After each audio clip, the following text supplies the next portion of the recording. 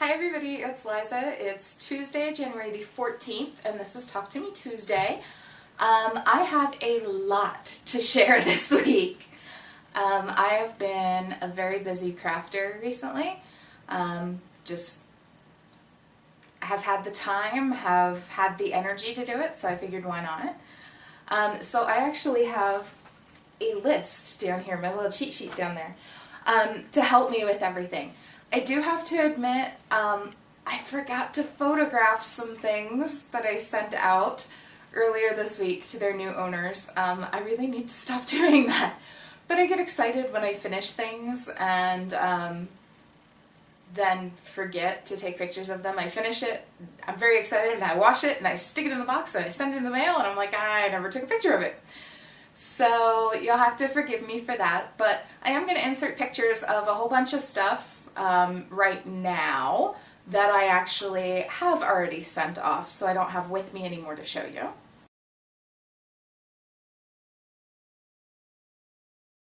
So the first thing is that orange hood. It is a friend of mine was going to an event here in Colorado. That was a Star Wars themed event, and she wanted to dress up as an Ewok. And she had basically gave me 2 days. She said, I would love for you to help me with this costume, and basically gave me 2 days to create an Ewok. So I made a very basic hood.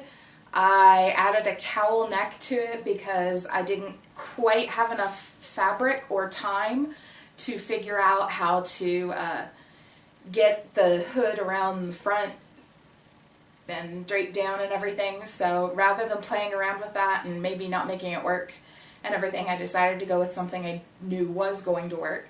So I made that cowl. I got some fur. I got some fake fur, and I put the fake fur around the edges so it looked more like an Ewok. And then I put some Ewok ears on it, and that was that. It took me 2 days to make. She wore it that second day, loved it, worked out great for what she was doing.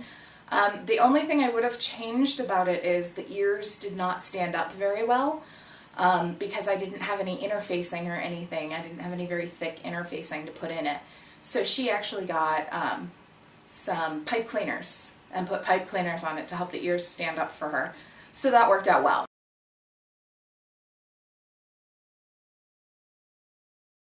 Yesterday I finished up some giveaway prizes. The giveaway that I did on my business Facebook page, Handmade Heart. I did a giveaway because last year was such a great year for Handmade Heart that I decided just going to give back to the customers. So I did a giveaway asking people to post their favorite holiday memory, their favorite holiday tradition by the end of the year, and then I chose a winner the beginning of the year. And unfortunately, because of some last minute orders and everything, I didn't quite get those finished. I was going to do a Fandom and Stitches pattern. I was actually going to do one of the Rudolph patterns or the Santa pattern from Fandom and Stitches, but unfortunately just ran out of time. I wanted to get these out to these people because I didn't have them finished. So my original plans, I had planned on doing wall hangings for them. Original plans just didn't work out, so instead I quickly worked up the snowman mug rug or trivet, whatever they choose to use it as. It has the thermal interfacing in it, so they can use it for hot items if they want. And then I also did a rice heating pad, and I've done those before. I've done them as like pocket warmers and everything. I decided to make this one a little bit bigger. I personally know the person who won that part of the giveaway, and know she has a very young son, know that they recently had sub-zero temperatures and everything, and I read somewhere that somebody uses a rice heating pad to warm up the car seat before they put their son in it. So I went, that would be great for her. So I went ahead and did the snowflake rice heating pad, and I used some leftover minky fabric that I had lying around for that, and got those mailed out to them yesterday, which I would have liked to have gotten them mailed out to them a little bit earlier, but they don't seem to mind. They just seem happy that they won.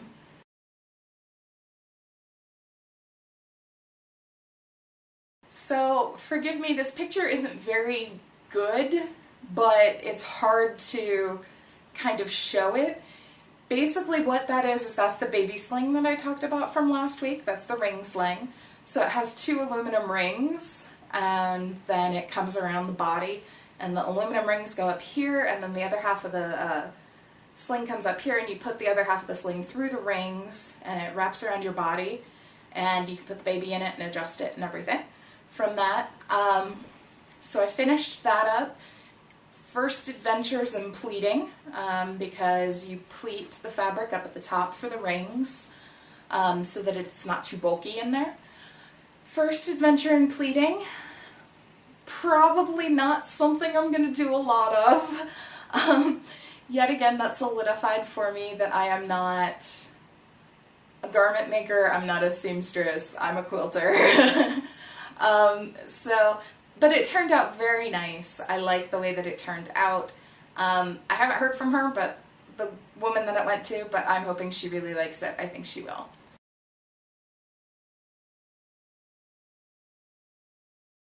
Alright, I have to admit, this isn't totally my project.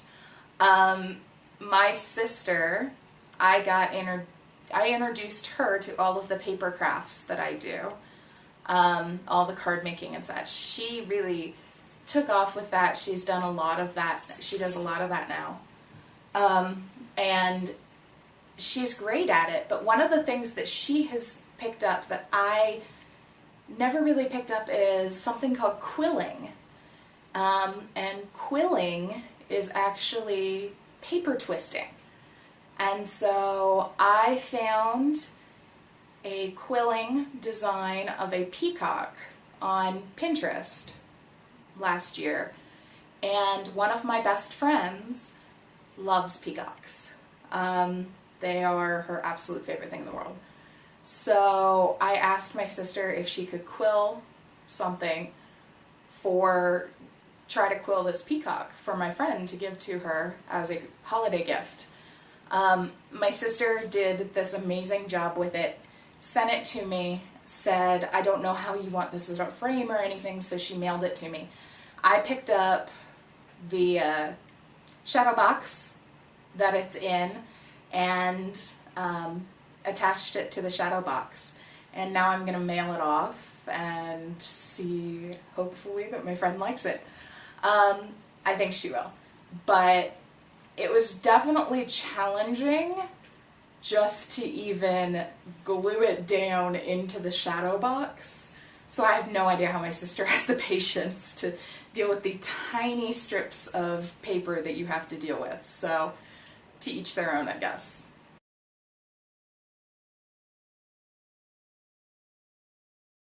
Alright, I have to admit, this is one of those things that I didn't take a picture of. That purse is actually something I made some time ago. And it's been sitting around. I made it for a customer who requested something for her daughter.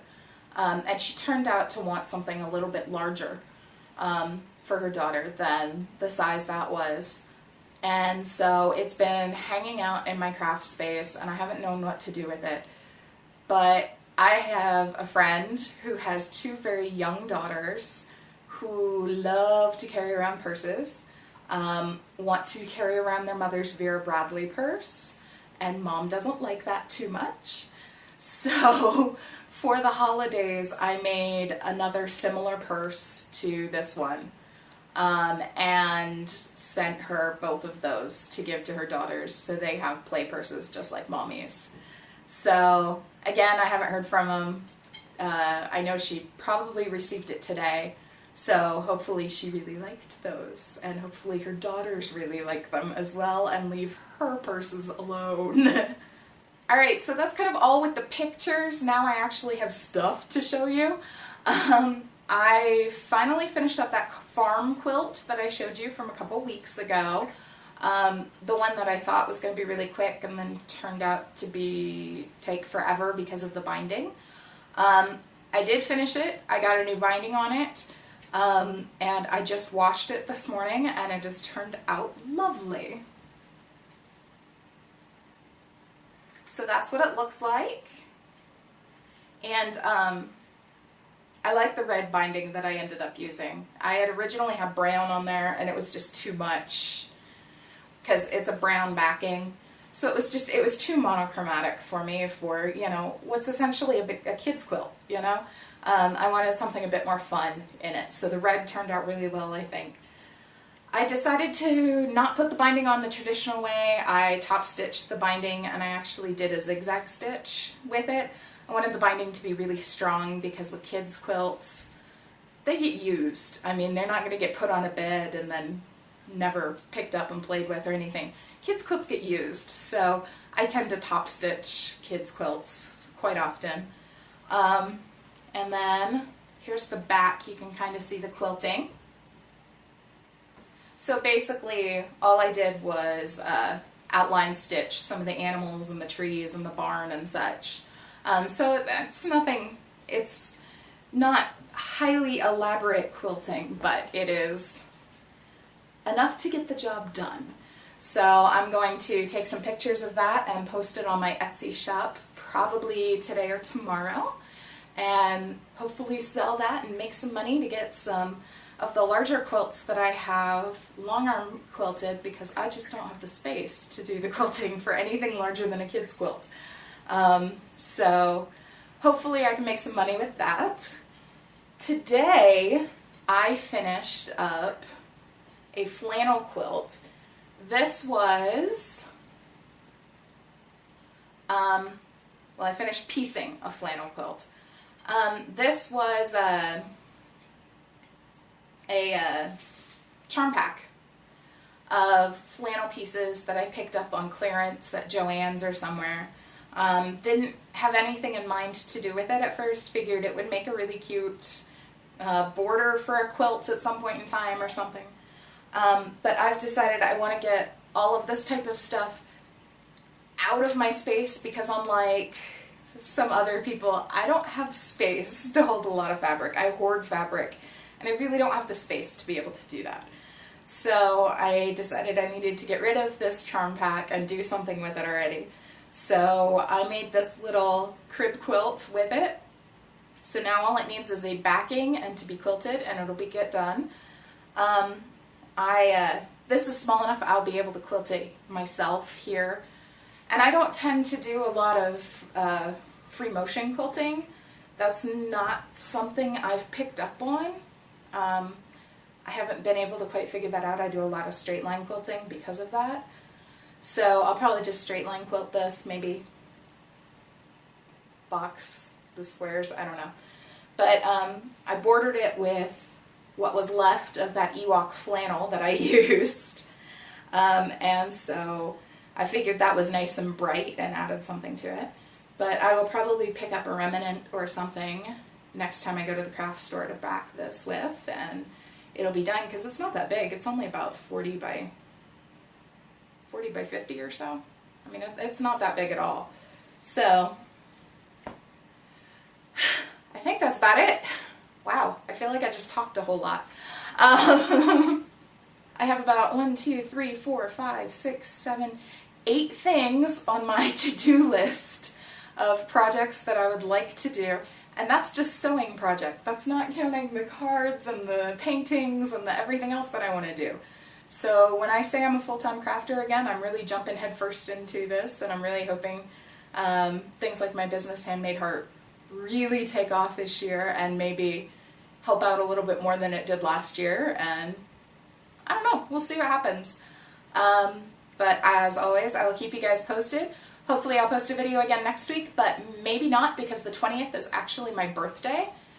And I'm planning on going snowboarding next week at some point in time. So I don't know if I'm going to end up snowboarding on Tuesday or whether I'll be around. I don't know. So you may or may not see me next week, but next time I make a video, I'll show you what I got. I hope you guys have really crafty weeks, and I'll talk to you soon. Bye guys!